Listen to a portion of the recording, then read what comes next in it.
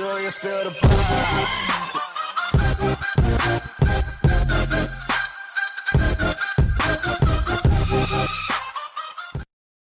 So, yung topic po natin is about sa nature ni Jesus Christ, person. Nature of Christ. Yan. Ang Panginoong Hesus ay tinatawag na Son of God. Na merong God the Father, merong God the Son, and merong God the Holy Spirit. So, ang topic mo natin is about sa God the Son, si Jesus Christ nga.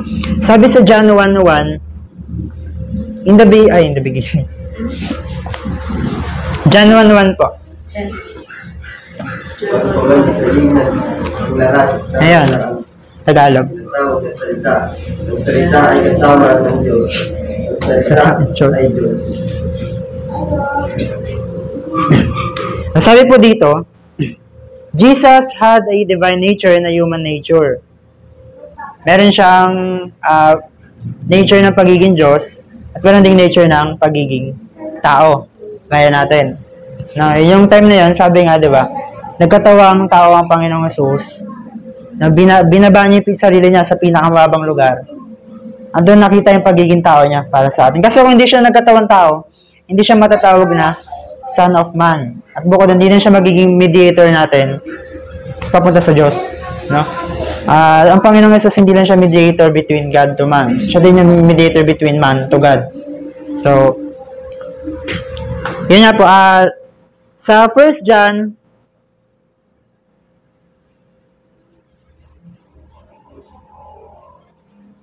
sa 1 John 4:1-3, sabi dito, many false prophets are gone out into the world. Hereby know ye the Spirit of God. Every spirit that confesseth that Jesus Christ is come in the flesh is of God. Gaya nga po ng sinabi ni Tita. 1 John 4:1-3. Gaya nga ng sinabi ni Tita Seni, di ba kanina? Yung mga kulto, hindi sila naniniwala na ang Panginoong Hesus ay anak ng Diyos o Son of God. So, isa yun sa characteristics ng mga kulto na relihiyon. Pero sinabi sa 1 John 4:1-3, winarningan tayo ni John the Beloved, yung apostol ni Jesus, na sa oras na merong mga tao na nagkiklaim na hindi anak ng Diyos si Jesus, na sinasabing, kumbaga parang ganito lang, ano lang siya, prophet, gano'n, hindi po sila galing sa Diyos. Hindi po sila hindi po sila kabilang sa atin sa pananampalataya. And every spirit that confesseth not that Jesus is come in the flesh, isa pa po yan, puntos yun, kapag mayroong mga tao na nagsabi na hindi daw nagkatawang tao si Jesus, hindi po sila katulad natin. Hindi sila kapatid. Na huwag natin ituring silang kapatid. At ito po ay spirit of Antichrist. So, some devout and well-meaning believers have been so absorbed in the maintaining the deity of Christ Jesus that they have minimized the humanity of Jesus. So, nawawala na po yung pagiging person ni Jesus sa atin. Kumbaga, yung pagiging tao niya. Now, meron po dito, may mga pruweba kung bakit may human nature si Jesus. Una po, sabi sa Luke 2:7, Jesus was born a natural infant in Bethlehem's manger and wrapped in a baby's swaddling clothes. Pinanganak si Jesus sa sabsaban at dinamitan siya ng, ano po ba yung swaddling clothes, Tita? Kumbaga para, hindi po, may, balat ng ano, swaddling clothes. Tingnan mo yung ano, parang balat ng sa Luke 2:7 po, may verses. May Tagalog po kayo. ano? Luke 2:7 po. Luke 2:7, at kanyang isinilang ang kanyang panganay na ng lalaki. Binalot niya ito ng mga lampin. Ayun, lampin. Swaddling. Swaddling pala yun. Sa nanapay. Swaddling pala. So, pangalawa po, sa Luke 2:39-40. Lucas 2:39-40. Sabi rito, he grew up in a normal manner of a child. Gaya niya mga bata, ganoon din si Jesus, lumaki din siyang as a child, no, as a child.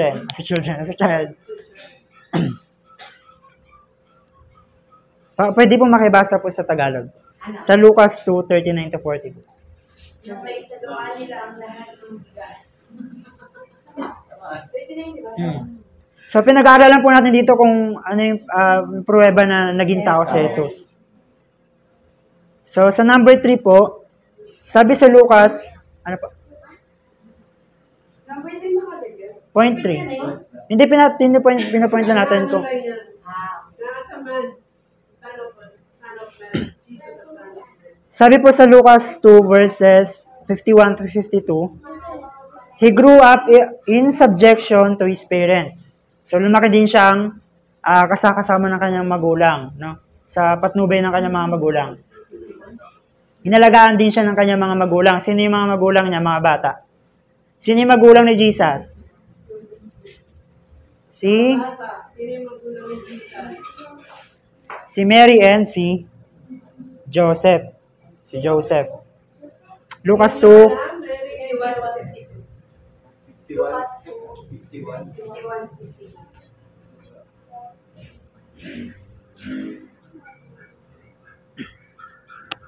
Okay na po. Sa point 4 po, sabi sa Lucas 3:23 to 38, pinakita din dito kung ano yung pinanggalingan ng human genealogist ni Jesus, kung saan siya, kumbaga, ano po ba yung tita? Sa Tagalog po yung genealogist po. Yung sino po yung ninuno niya. Tama po ba? Kung ano po yung pinagmula niya, saan siya nagmula? Anong lahi ni Jesus? No? Pinakita po yun sa Lucas 3, verses 23 to 38. Medyo mahaba po yun eh. Nagkatatlong taon na si Jesus nang siya ay nagsimula ng aral. Pinapalagay ang ng mga tao na siya'y anak ni Jose. Si Jose naman ay anak ni Eli, na anak ni Mata. Ay anak ni Levi, na anak ni Melki. At si Melki na may anak ni Janay, na anak ni Jose. Sa 25, si Jose ay anak ni Matatias, na anak ni Amos. Si Amos ay anak ni Nahum, na anak ni Esli. Si Esli ay anak ni Nagay, anak ni na anak ni Matatias. Si Matatias ay anak ni Semi, na anak ni Joseph. Si Joseph ay anak ni Juda, na anak ni Joanan. At si Joanan ay anak ni Reza, na anak ni Zerobabel, na anak ni Salatiel, na anak ni Neri. Si Neri ay anak ni Melki, na anak ni Adi. Si Adi ay anak ni Kosam, na anak ni Elmadam, na anak ni Iyot. Hanggang saan ba? 38. 38 ba? Si Er ay anak ni Josue, na anak ni Elisir. Anak ni Jorem, na anak ni Matat. Si Matat ay anak ni Levi, na anak ni Simeon, na anak ni Joda. Si Joda ay anak ni Jose. Si Jose ay anak ni Jonah, na anak ni Eliakim, na anak ni Melia. Si Melia ay anak ni Mena, na anak ni Matata. Anak ni Nathan, na anak ni David. Si David naman ay anak ni Jesse, na anak ni Obed. Jesse, Obed ay anak naman ni Boaz. Boaz.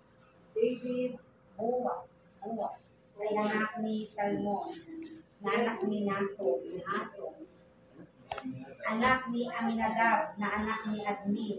Si Admin naman ay anak ni Arni, na anak ni Esron, na anak ni Pares.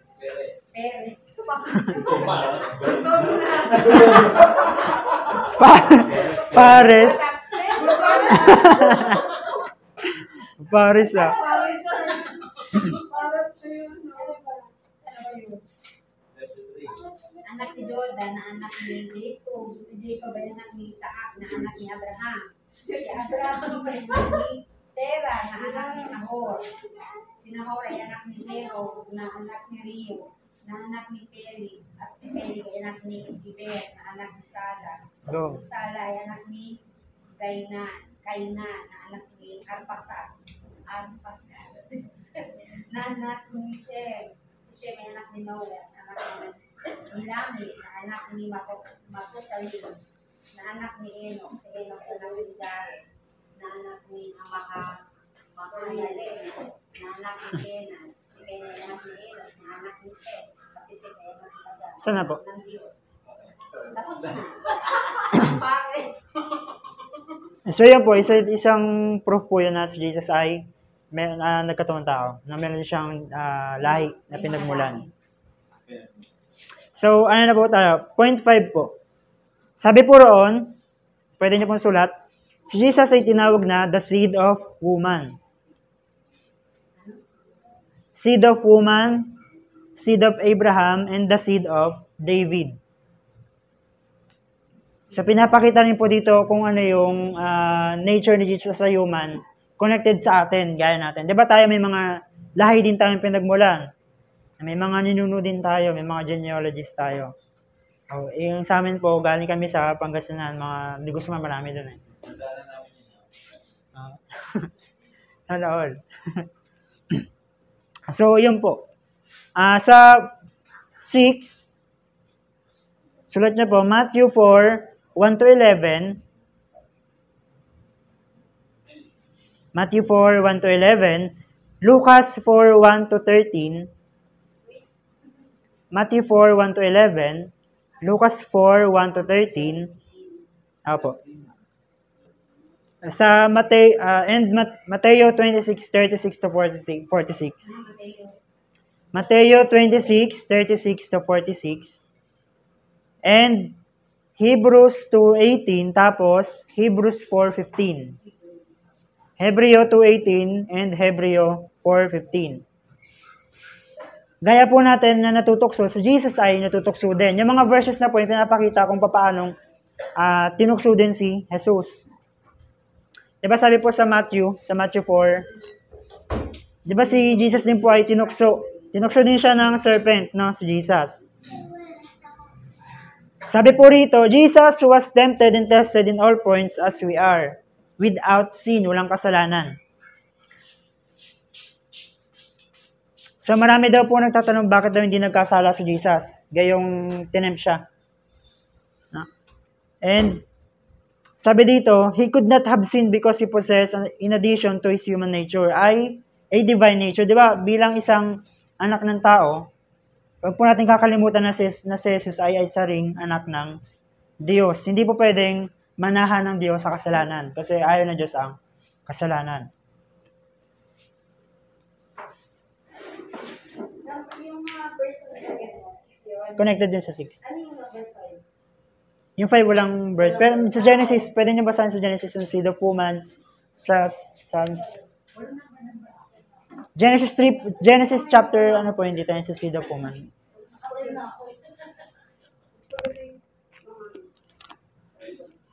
Ano po? Dito tayo sa ano, February 4:15, di ba?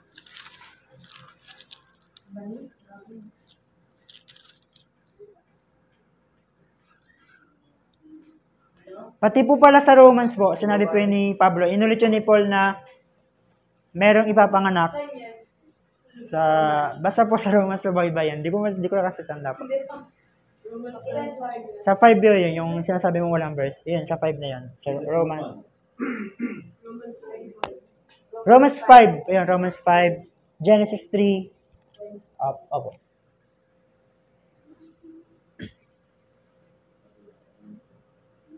So, bukod daw po sa hindi nagkasala si Jesus, meron pong mga factor bukod sa anak siya ng Diyos na hindi po pwedeng magkasala. Meron din siyang banal na spirito na nanahan sa kanya nung time na nasa sinapupunan pa siya ni Maria. Tayo ba may banal na spirito ba tayo na nasa tiyan ba tayo ng mga nanay natin? Wala. Diba? The moment na tinanggap natin yung banal na spirito, doon lang nanahan sa atin yung banal na spirito sa mga buhay natin. Nang tinanggap po natin yung magandang balita ng ating Panginoon. So, ang nagkaroon lang po ng concept ng Holy Spirit ng time na pinanganak, si Jesus lang po. Isa din pong factor yung bakit di nagkasala si Jesus. And bukod po doon, yun. Meron din siyang perfect submission si Jesus. Meron siyang passive and active obedience sa Panginoon. At isa po siyang Lamb of God na tutubos sa ating mga kasalanan. So, sa 7 na po tayo. Jesus calls himself a man. Sabi po sa John 8, verse 40, John 8, pwede po makibasa po sa Tagalog po. Wala po kasi akong Tagalog. John 8 verse 40. Apo. Verse 40. Verse 40. Hmm. Verse 0. Apo.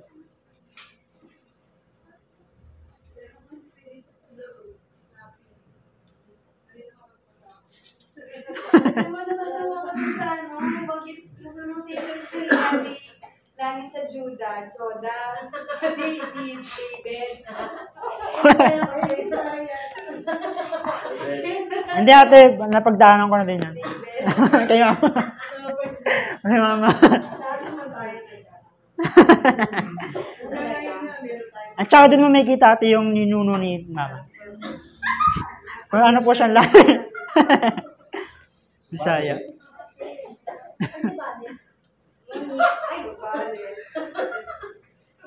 John 8:40 ate, pakabasa. Ngunit pinagsisikapan ninyo akong patayin. Gayong sinasabi ko lamang ang katotohanan na narinig ko sa Diyos. Hindi ganyan ang ginawa ninyo. Tama ba? Sa English. Tinong ko po sa English. Abraham na naman. Yan yan. Ibig sabihin si Abraham talaga. Alam na ni Jesus Christ. Before God. Ito po sabi dito sa English naman po. But now you seek to kill me, a man who has told you the truth that I heard from God. This is not what Abraham did. So, pinakita po doon ang pagiging isang tao din ng ating Panginoong Jesus. No? Tapos, sinabi din, Jesus calls himself as a son of man. Sabi po yun sa 70 times yun tinawag si Jesus na son of man. Sa Bible, 70 times. Sulat na din po yan. 70 times na tinawag si Jesus na son of man. 7 pa rin po. So, yung son, pati yung man po, malaking letter po yun yung S, pati yung M. Son of man. Sabi po sa John 8:28. John 8:28, sabi po roon, Jesus said to them, when you have lifted up the Son of Man, then you will know that I am He, and that I do nothing on my own authority, but speak just as the Father taught me. So, yung sinabi po ni Tita, included na po yun, no? Yung sinasabing I am, si Jesus po yun. I am He. So, si Jesus lang po ang pwede mag-proclaim nun. So, yun po, John 8:28 po yun. And, John 5, John 8:5-8, pwede pong pakibasa sa John 8:5, ito po, John 8:5-8. John 8:58. Diba yung John 8:28? Tama po, Tita, John 8:5. John 8, up. John 18:5-8, kasama po yun, kasama. John 8. John 18:5-8 and John 8:58.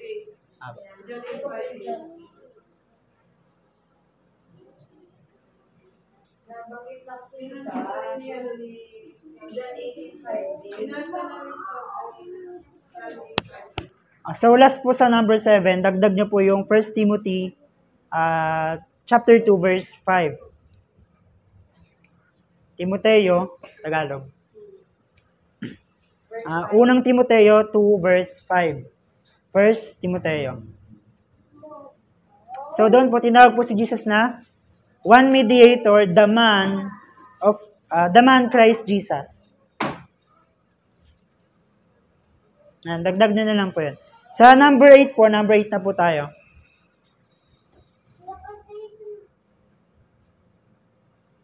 Ibig sabihin siya na yung sa isang mediator. Opo, siya lang. Hindi na ay through Mary or to say, minsan gano'n iba't ibang, manalangin tayo kaya lang. Sa mga dead. Punta tayo sa baklaran, manalangin tayo sa Kaya Padre Pio. Pio. Saint Ignatius. Siya lang yung talagang Kaya mediator. kamay ni Siya lang talaga yung talagang mediator na So, sa number 8 naman po, Jesus is our high priest. Sabi po rito, the qualification of a priest is that he must be taken from among men in order to be their representative. He must share their state sabi po roon, unless po na si Jesus hindi siya nagkatawan tao, hindi po siya pwedeng tawaging high priest. No, ang high priest. So, sinabi po yun sa Hebreo 5, 1-10. Mababasa niyo naman po yun. Unless na si Jesus po ay nakishare sa atin bilang bilang nagkatawan tao din. No? Kapag hindi po nagkatawan tao siya ang Panginoong Yesus, baliwala po yung pagiging mediator ng ating Panginoon. Baliwala din yung pagiging punong pare, o high priest ng ating Panginoong Kristo. So, sabi po yun sa Hebrews 5, 1-10. And kay Isaiah naman po, sinabi rito,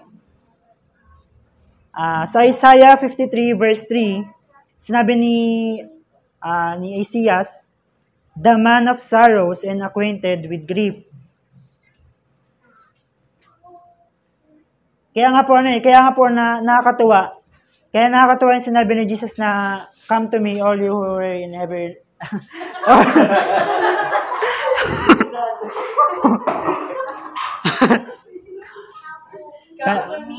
Come to me, all... Lumapit kayo sa akin, kayo mga lahat kayo na pag-alat na babagabag. Ay, napapanginaan. Tao ba, tita? Ay, iba po yung nababagabag.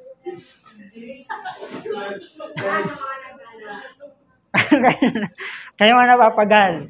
At bibigyan ko kayo ng kapahingahan. Diba doon po sa part niya nakatawa kasi si Jesus, bago natin maranasan yung mga sorrow and grief, naranasan na din ng ating Panginoon. No? Diba, una pa lang sa Genesis, nakita na ng Panginoon yung pagiging makasarili ng mga Israelites, pagiging matigas na ulo. Diba? So, doon pa lang po. Kaya, kung hindi kapayapaan ng ating Panginoong Kristo, paano tayo makakatagpo sa Kanya ng kapahingahan? Diba? So, yun po. Tinawag ni Isaiah si Jesus as a man of sorrows and acquainted with grief. The true high priest must also be able to approach the throne of God on his own merit. Ayon sa kakayanan ng Panginoon. Ayon sa kakayanan. So, hindi po natin po pwedeng ma-merit yung throne ng Panginoon. Ayon sa mga ginagawa natin. Sa ginagawa natin ito, hindi natin po pwedeng ma-please ang ating Panginoon. Kung hindi si Yesu Cristo yung nanguna para sa atin. Kung walang naging tagapamagitan, walang naging high priest. So, yun po yung number 9. Number 9. Number 8. Number 8. Yun po yung...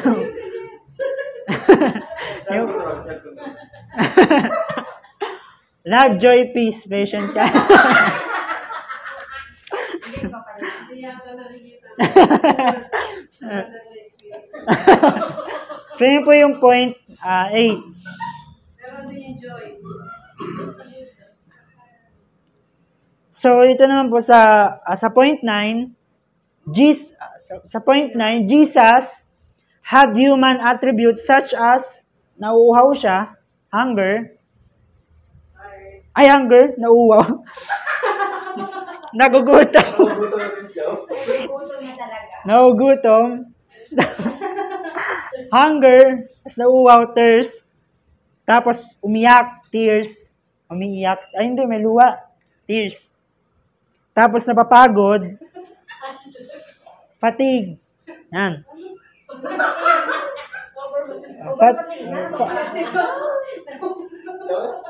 Fatigue naman. Fatigue na mapagod. Hindi fatigue, nakakaramdam ng pagod. Tama. Physically limited. Nauuhaw din siya, diba? Nagugutom din siya. Nagugutom, tapos napapagod. Yun. Na blood and water came up from his Umiiyak side. din siya. Sabihin, talaga naging tao siya. Tao lang naman ang napapagod, Sasaktan diba? din. Tao lang Kaya po yung nasa krus, kaya po yung nasa krus ang ating Panginoong Kristo, diba sabi niya, nauuhaw ako, sabi ng Panginoon. Totoo po yun, literal yun, nauuhaw ng Panginoong Kristo. Pero may significance yun po yun, ang ibig sabihin din ng nauuhaw ng Panginoon. Bukod po sa literal na siya yung nauuhaw talaga. Sa, Doon sa ano siya nakuha. Ano siya doon sa well, sa Mali. sa well din po, kasi sa Samaritan woman, sabi niya, pwede bang makahingi ng tubig?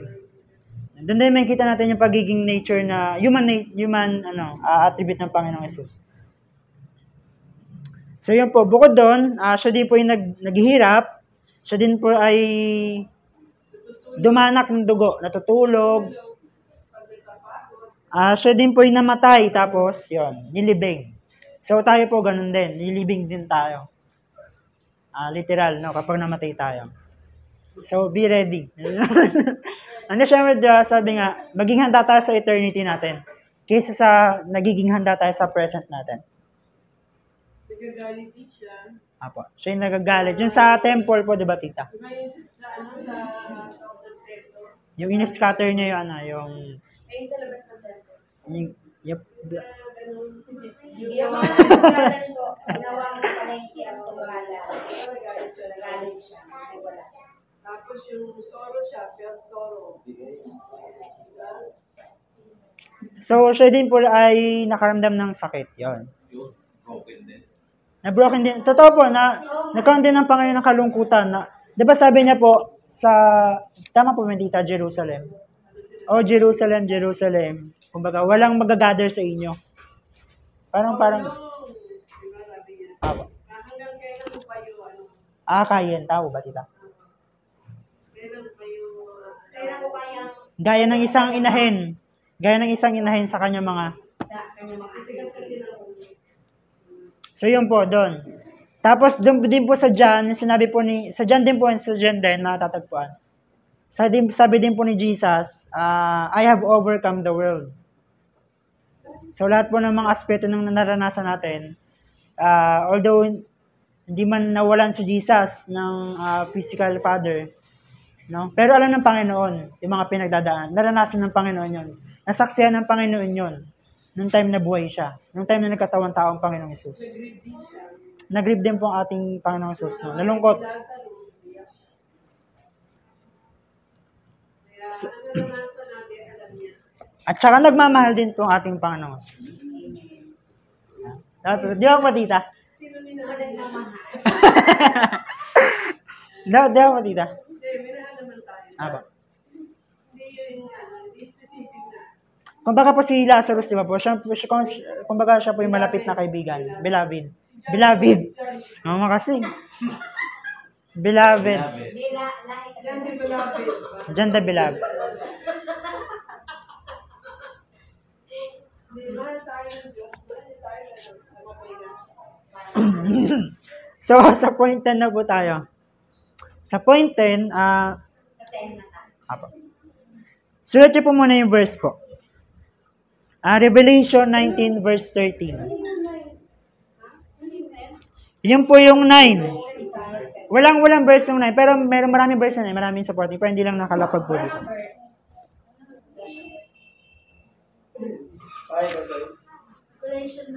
Revelation 19 verses 13. May Tagalog po kayo dyan. Revelation. Pakibasa po sa Tagalog po. Sa babasahin ko po yung point. Lalo ba? Nandito ko yung doon, nagkahanapan na sila dito. 13. Wait lang po, papaliwanag ko muna. Papaliwanag ko muna ba? Ito nyo po muna basahin. Sabi po dito, ang point po dito, sabi, 13. even after the resurrection, with the glorified body, si Jesus ay inimbitahan si Thomas na hawakan ng kanyang mga kamay.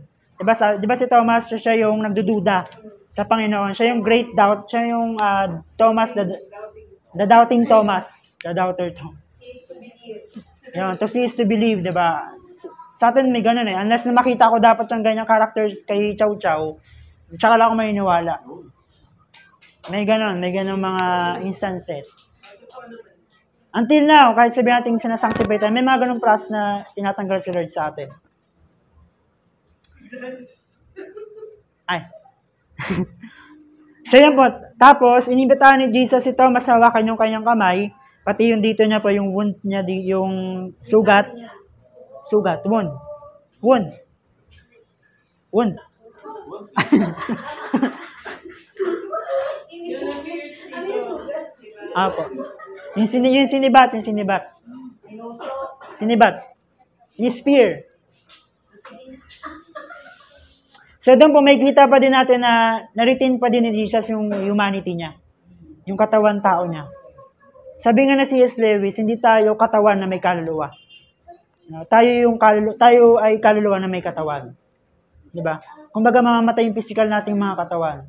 I-glorify ito ng Panginoon one day. No? Pero yung soul natin, kumbaga yung parang active eh. Soul yung pinaka-active. No, kaya nung dumating si Jesus, sinabi niya, repent for the kingdom of God is at hand. Kasi ang may kailangan ng gospel hindi yung katawan natin. Ang may kailangan ng gospel yung mismong kaluluwa natin. So, nakuha niyo po ba yung point, tita? So, yun po. Sana ba? Nangyari sa spirit. Tita? Yun po yung, di ba po, tita, yung po, body, soul, and spirit. Yung spirit po, galing po yun sa Panginoon. Yun po yung nire-restore ng Lord the moment po na nung tanggap natin yung magandang balita. Kasi di ba na-separate po tayo ng spiritual relationship sa Panginoon noong time na nagkasala si Eva. Kaya inalis ng Lord si Eva at Adan sa Garden of Eden. Ewan ko po, tita, correct me po if I'm wrong. Correct me po if I'm wrong. Kung may mali po doon. Kasi pag yung spirit mo babalik na sa Diyos, Na-restore na po. Yun po, di ba po, tita, yung may sinabi po kayo dito eh. Separation po. Yung dati po, yung tinuro niyo po sa amin. Separated because of sin. Na-restored because of our Lord Jesus Christ. Okay. So yung spirit natin, di ba namatay tayo, babalik sa Diyos naman. Yung soul tsaka yung body, nandun lang sila, di ba? Okay. Pero pag dumating na yung panahon ng God's will, tsaka ng Panginoon sa Kristo, Masasabi na po, yung spirito. yung body natin, Glorified. this one, ikakasama sila. So, yun. Mamili tatlo yung body nila. Di ba sinabi nga sa Thessalonians na dapat yung body and soul at saka yung spirit. Nag-iisa. So, yun po. Sabi po sa Revelation 19:13, kaya Jay, pakabasa nga po. Revelation 19:13. 1930. Po. 19:13 po.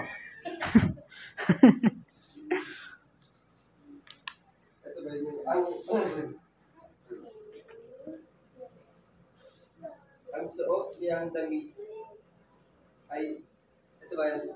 Po. Ang suot niyang damit ay inilubog sa dugo at ang tawag sa kanya ay salita ng Diyos.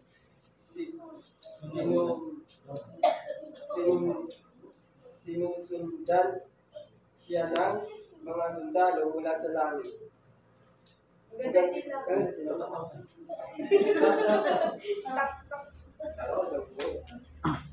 So, yun po, no, at may kita niyo po doon na si Jesus is the Lamb of God. Sinabi yun sa Revelation. Sa Revelation 19. Kaya sinabi na yung dugo, yung tawag doon yung suot niya, ay parang may dugo. Tama ba? Deep in blood. Parang may dugo. Anong pasukan ang tawag sa kanyang salita? Nailulubog sa dugo. So, yun po. Meron daw pong, dagdag ko na naman po, syempre. So, as a son of man, si Jesus po ay naging prophet, naging pare, at naging hari. Di ba nung time po napapasok si Jesus sa Jerusalem, nakaupo po siya sa donkey, asno. Tapos, sinasabi ng mga tao sa kanya na hari. No? Son of David. Hosanna, Hosanna in the highest. Tama naman yun. Hosanna in the highest.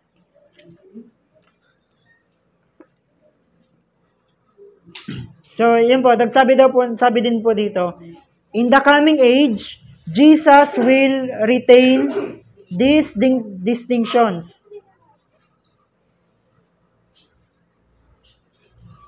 So, pakisulat na lang po yung mga verses po. Dagdag nyo po sa point 10. Ano? Acts 3:19-26. Acts 3:9-26. Apo. Acts 3:19-26. 19 to 26.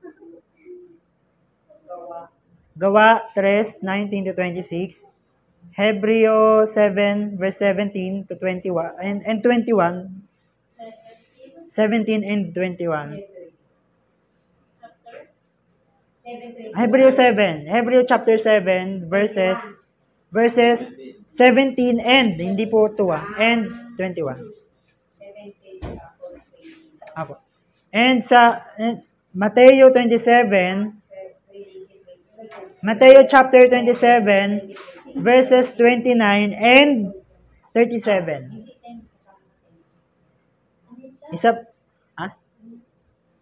Matthew 27, 29, And 37.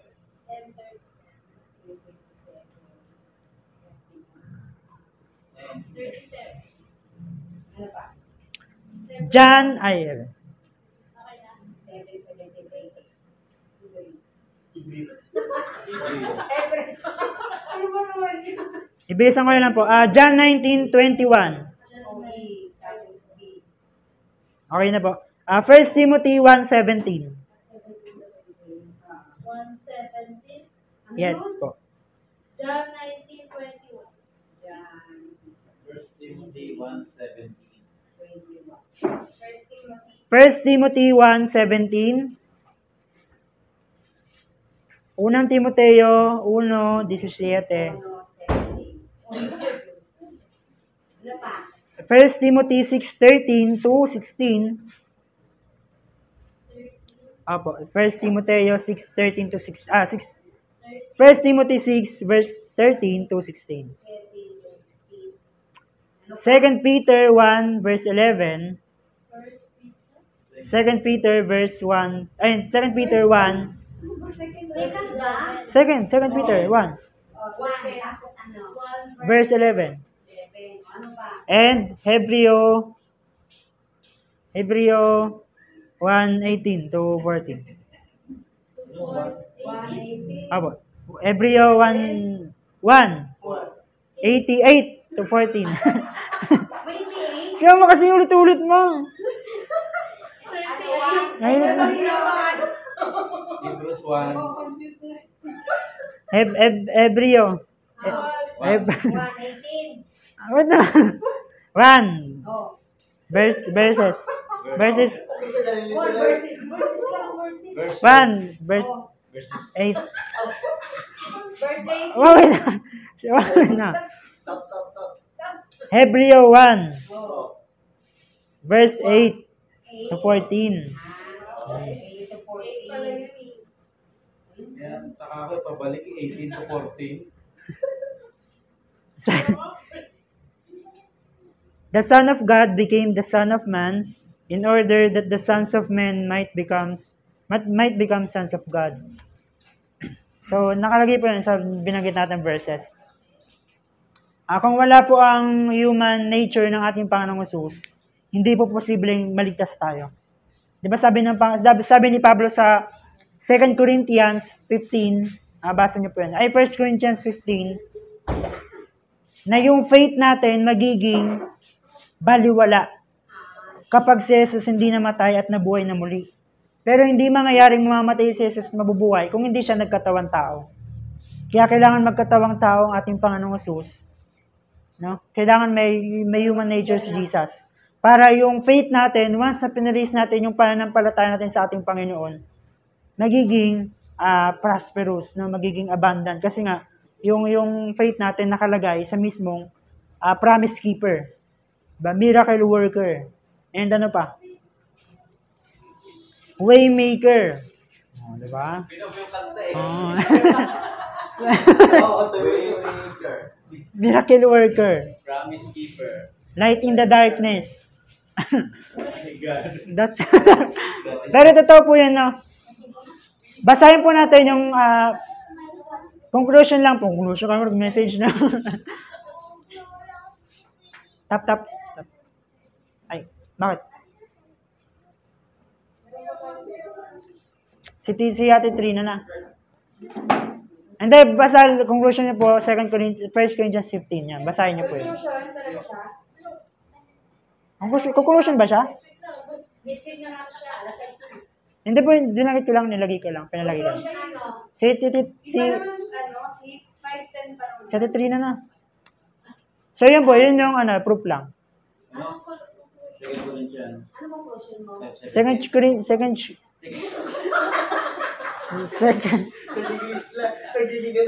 Second Corinthians. Pangalawang 15. kwento na lang kasi. Ayan, yun po. Second Corinthians, 15. Chapter 15. Ano? Yun na. Pwede niyo po basahin yan. Lang. buong chapter.